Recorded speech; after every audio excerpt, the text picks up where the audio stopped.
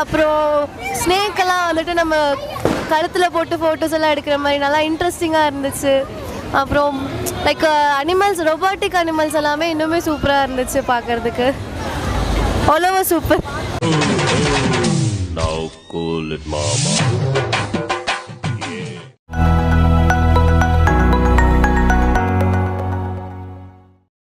பெருந்தலைவர் காமராஜர் அவர்களின் 123வது பிறந்தநாள் தினத்தை முன்னிட்டு காங்கிரஸ் கட்சி சார்பாக நிர்வாகிகளுக்கு அடையாள அட்டை வழங்குதல் மற்றும் பொதுக்கூட்டம் நடைபெற்றது. கோவை சுண்டக்காமுத்தூர் பகுதியில் காங்கிரஸ் கட்சி சார்பாக பெருந்தலைவர் காமராஜர் அவர்களின் 123வது பிறந்தநாள் தின விழாவை முன்னிட்டு நிர்வாகிகளுக்கு அடையாள அட்டை வழங்குதல் மற்றும் பொதுக்கூட்டம் நடைபெற்றது. இக்கூட்டமானது வடக்கு மாவட்ட காங்கிரஸ் தலைவர் VMC மனோகரன் தலைமையில் நடைபெற்றது. மாவட்ட பொதுச் செயலாளர் K. முருகேஷ் வரவேற்புரையாற்றினார்.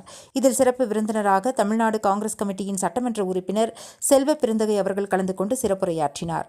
அதில் பாரதிய ஜனதா கட்சியானது தமிழ்நாட்டிற்கு எந்தவொரு திட்டங்களையும் செயல்படுத்தியது இல்லை, அதற்கு மாறாக மக்களுக்கு இடையூறுதான் செய்து கொண்டிருக்கிறது.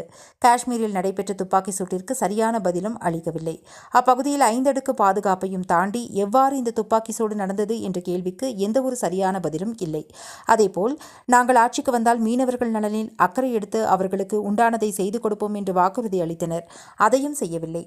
அதுபோல் மக்கள் மீது GST என்ற வரிகளை போட்டு அனைவரது வாழ்வாதாரத்தையும் கேள்விக்குறியாக்கிவிட்டார்கள். பொதுமக்கள் அனைவரும் பாஜக மீது நம்பிக்கை இழந்துவிட்டார்கள் என்று கூறினார். அதனைத் தொடர்ந்து ஏராளமான காங்கிரஸ் நிர்வாகிகளுக்கு அடையாள அட்டை மற்றும் பள்ளி மாணவ மாணவிகள் மற்றும் பல நலத்திட்ட உதவிகளை வழங்கினார்.